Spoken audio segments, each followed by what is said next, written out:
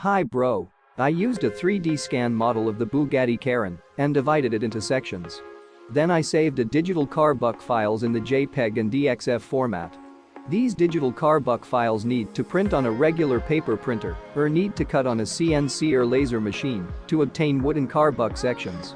From this wooden sections need to assemble a carbuck. Then the space between the sections need to fill with construction foam and the surface covered with construction putty. Next, need to make fiberglass molds for the further production of a fiberglass body. The fiberglass body is made from the resulting fiberglass molds. The finished fiberglass body is installed on a suitable donor car or on a homemade frame.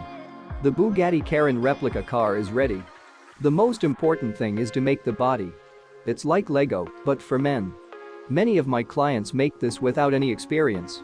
If you need digital carbuck files, then Welcome!